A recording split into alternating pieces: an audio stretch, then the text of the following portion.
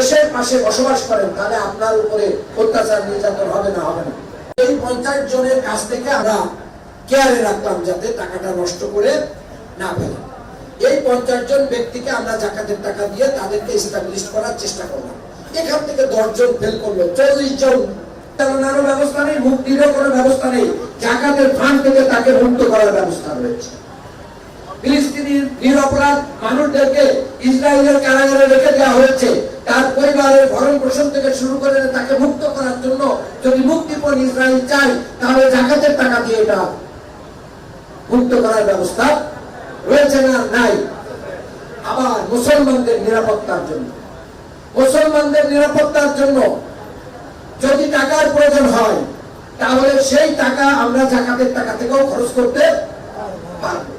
মনে করেন সে for example, এখানে অনেক মিডিয়া আছেন, আমি বলবো সত্য বলতে কোনো অসুবিধা নেই। যদি পারমাণবিক ক্ষমতাধর দেশের পাশে বসবাস করেন তাহলে আপনার উপরে অত্যাচার নির্যাতন হবে না? হবে না? হবে।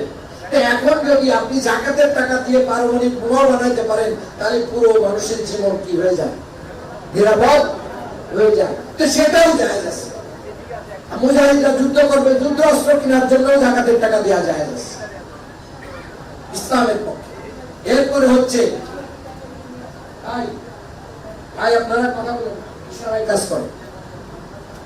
এরপরে আপনি দেখেন একজন ভিতরে ঢুকতে পারেন, একজন ঢুকে কাজ করেন, সমস্যা নেই। জি, এরপরে হচ্ছে আপনার বলা হচ্ছে যে মুসাফির যাকাত খেতে পারবে কখন? যে আপনি বিদেশ চলে গেছেন, আপনার সমস্ত টাকা পয়সা হারাই গেছে বা চিন্তায় হয়ে গেছে। এখন আপনি তো টাকা পাঠানোরও ইনস্ট্যান্ট ব্যবস্থা নেই কিংবা যোগাযোগ নেই, নাম্বার বিচ্ছিন্ন হয়ে গেছে। ওই দেশের যাকাতের ফান্ড থেকে আপনাকে হেল্প করতে পারবে, আপনি ওই সময় যাকাত খেতে পারবেন।